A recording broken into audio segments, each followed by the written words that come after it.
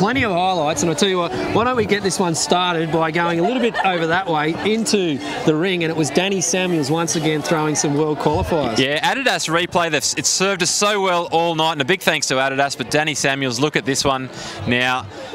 We're going to slow this down, and here we go into real-time speed now, and this was her biggest throw here. Geez, she got it out there, and I wanted to say 68, but no, look, 66. She's absolutely ecstatic with that, and she's just building that consistency. She's very impressive, Lynchy. Yeah, now, well, good in the ring in there, and just right after her, we head to the high jump, and Brandon Stark, 2.30 metres. Here he is. We're going to go through this one. Me. This was insane.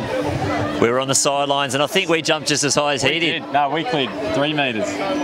And look at that. That is a class He had a lot in the tank. I think that was his. That was 226, was it? That was a 226, and he jumped about the same for the 230, and that's an equal PB for him, and he's going over to Beijing. Well, he's got a qualify. Well, I'll send him. Oh, he's going for me, don't worry about that. So 228 for Brandon Stark was all he needed, and he went 230. Now, as we turn our attention back to the track, women's 200 metres, Ellen Nelson was our victor, but probably the big story tonight is that she beat not only Sally Pearson, but Mel Breen as well. Yeah, look, Ella Nelson ran a solid bend here. Pearson and Breen known a bit better starters, so they came off the bend. Pearson in the lead. Nelson really loomed up on the outside. I thought at around 50 metres to go, Breen was going to take the win, but Nelson loomed up on the outside, swooped home for the victory, and Breen held on for second, and Sally Pearson, bit of an upset, taking third. So great run from Ella Nelson and also Mel Breen, and she backed up after that 200 metres with 100 metres, and no doubt Maddie Beckenham gives her the tick of approval. The women's 800 metres again, Robbo, didn't fail to disappoint.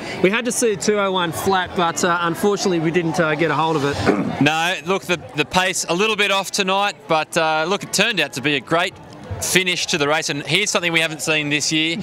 Britt McGowan getting pushed all the way to the line in an 800 metres. We said it in Brisbane, once she's got that line in sight, she's very hard to beat, and it was Petty from New Zealand, formerly Smith, who not only got beaten by McGowan, but also on the outside there. Abby Delamotte. That was fantastic, and she's really coming on from strength to strength too, Mossy. Yeah, I'll tell you what, we like to get one person to run through each one. We might get something for everyone here. David Rudisha, men's 800 metres. Let's start with you, Lynchy. Oh, mate, trackside here, I've still got tingles. The buzz around, I've never, like I said before, the word David, I've never heard it shout louder and louder, and just the camera, it's wild. He's just opening up his stride down here. Rowe, gone with him, wanted the fast time, may have spent his tickets early, but he attacked it. Yeah, it's interesting how different the 800s can be week in, week out, but when you've got Rudisha in front of you, you just hold on for dear life, and here's David, he owned that home straight. The crowd went absolutely wild when this was happening, and there he is, all class. And David Rudisha, well, he put on a show here tonight, and I'll tell you what, I reckon not coming out for a couple of years, that's made the heart grow fonder. Every single fan here tonight, and I'm sure everyone, all of you guys watching at home on the live stream, absolutely couldn't wait to see Rudisha in action. You know the good news? I probably won't sleep tonight, but it's probably only 5 or 6 sleeps until we see him again go around and up against Rudisha Part 2. Absolutely, and the final event of the night in terms of the highlights was the men's 100 metres.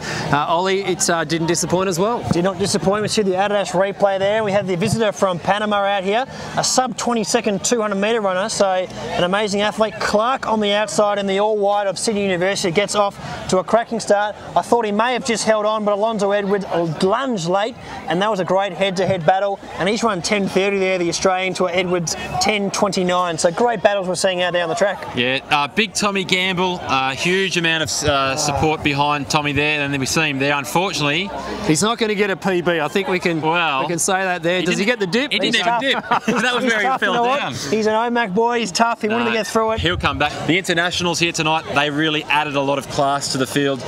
Magdalene Massai winning the 5,000 metres. That was pretty special. We haven't mentioned the men's 1,500 metres, and I know we don't have the footage of it here. You'll be able to rewind the tape and watch that back later on. Ryan Gregson, as he said, he said, you know, might not know my story for the last 5 years. He's been injured, getting back, injured again, and he's put 3 months together of being uninjured. measured, and that's what he produced tonight. Well, let's not forget he is the national record holder as well. This has been the Sydney Track Classic. Next week, where are we off to, Mossy? We're going down to Melbourne for the IAAF World Challenge, and it's going to be an absolute belter. But guys, don't forget to stick around tomorrow. Keep that hashtag Summer of Ass pumping, and on behalf of myself, Robbo, Ollie, Lynchy, Les the cameraman, VPA Live and Athletics Australia, thanks very much for joining us, and we'll see you tomorrow.